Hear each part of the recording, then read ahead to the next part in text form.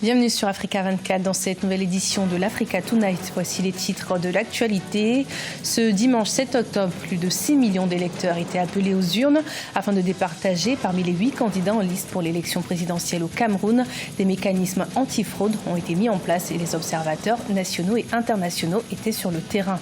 Dans l'actualité également, la Guinée équatoriale célébrera le 12 octobre 2018 les 50 ans de son indépendance, une période de fête qui est également l'occasion de faire un bilan de la situation sociopolitique du pays. Et puis au Mali, la coalition de l'opposition se réunit au sein d'un parti qui regroupe également des associations et des membres de la société civile. Baptisé le Front pour la sauvegarde de la démocratie, cette union ne reconnaît pas les résultats de la présidentielle de 2018. Les Camerounais se sont rendus aux urnes ce 7 octobre pour élire le successeur du président Paul Biya.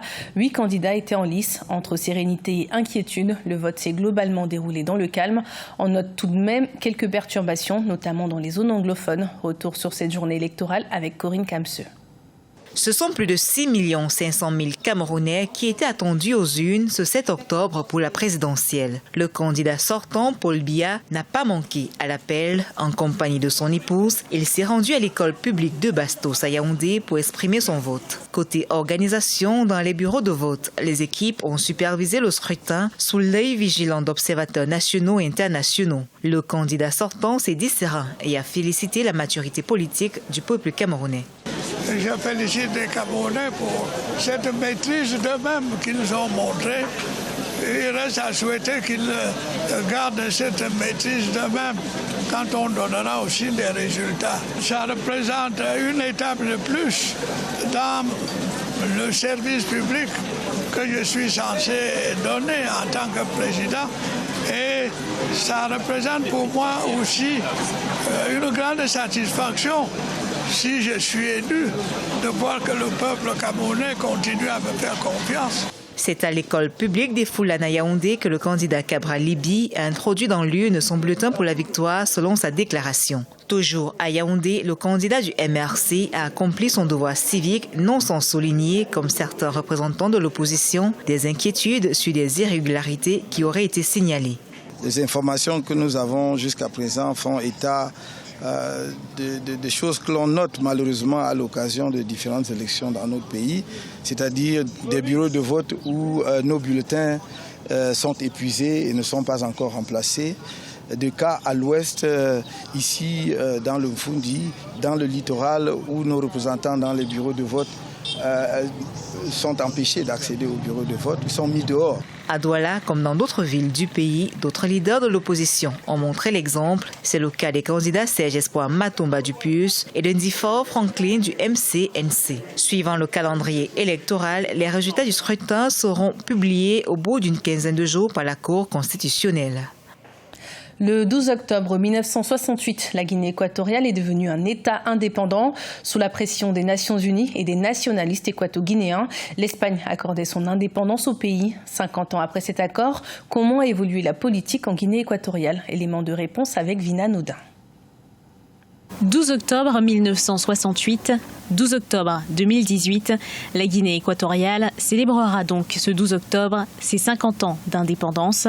De colonie espagnole, le pays devient alors un État unitaire et adopte un régime présidentiel. Francisco Macias Nguema devient président avant d'être renversé en 1979 par son neveu, le colonel Teodoro Obiang Nguema, toujours à la tête du pays. Alors, quand vous me posez la question, est-ce que d'un point de vue interne, on peut parler de bilan positif de la Guinée équatoriale?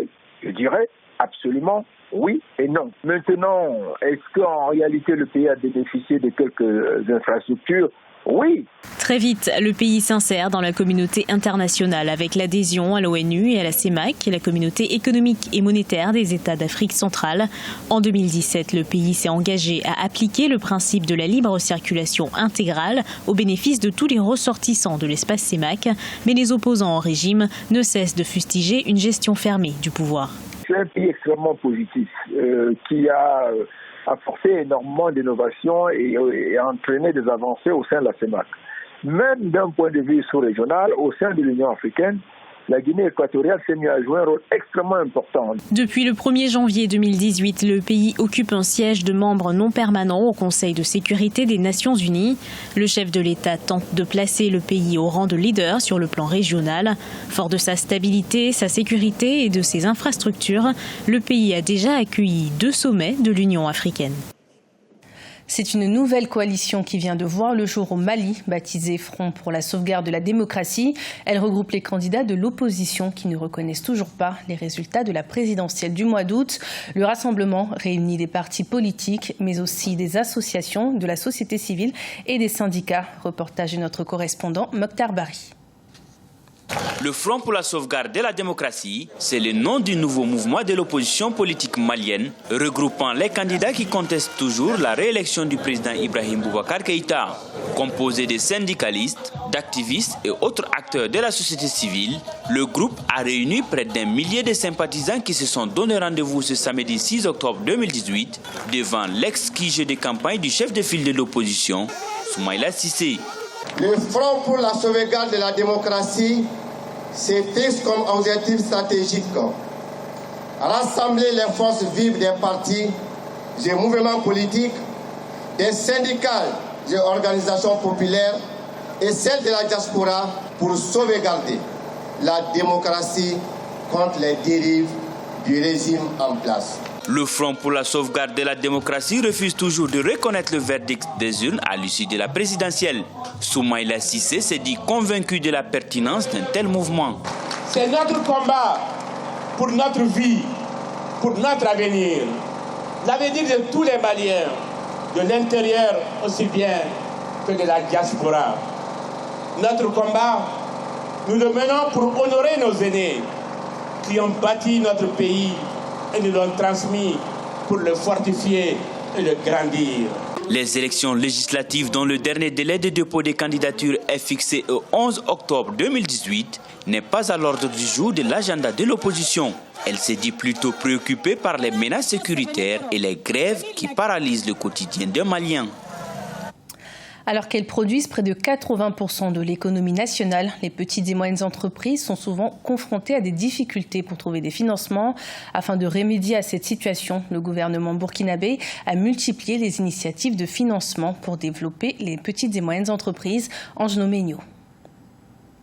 Le gouvernement burkinabé a annoncé la signature d'un accord cadre d'1,5 milliard de dollars avec la Société internationale islamique de financement du commerce. Cet accord prévoit le financement de plusieurs secteurs, notamment celui des petites et moyennes entreprises, qui constituent l'essentiel du bassin du secteur privé du Burkina Faso. Le programme a été conçu pour soutenir le secteur des PME en Afrique de l'Ouest, en créant un lien entre le développement des entreprises et le financement du commerce. En tant que pilier de l'économie émergente de la région, la PME a plus que jamais besoin d'un meilleur accès au financement et le financement du commerce islamique a un rôle très important à jouer. Les PME-PMI au Burkina Faso contribuent seulement pour 35 à 40% au produit intérieur brut selon les autorités burkinabées. Malgré le fait qu'elles jouent un rôle essentiel dans la création d'emplois et de richesses du pays, les PME ont du mal à accéder au financement pour leur expansion. La question de financement des petites et moyennes entreprises au Burkina Faso est une réalité. C'est une préoccupation importante. Au Burkina, vous aviez un taux de croissance d'environ 8% en termes de création de petites et moyennes entreprises par an. L'initiative avec la Banque islamique de développement, si effectivement les entreprises peuvent avoir des financements à des taux relativement faibles et à des délais de remboursement très raisonnables, j'estime que ça va quand même apporter une fuite d'oxygène dans le secteur. Le secteur des PME bénéficie des initiatives soutenues par l'État burkinabé en vue de promouvoir leur efficacité.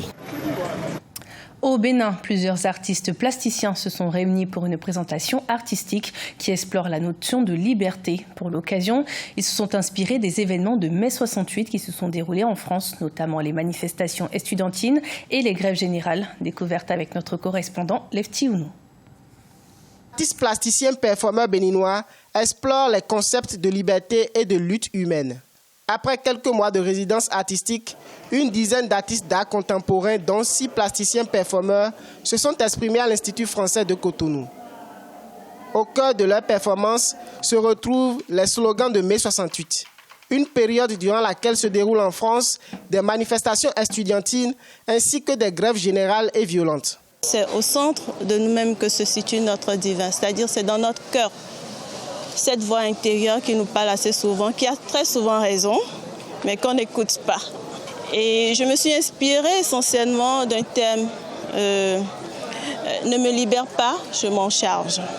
Au nombre des artistes performeurs figure l'artiste plasticien Harold Kwasi alias Doto.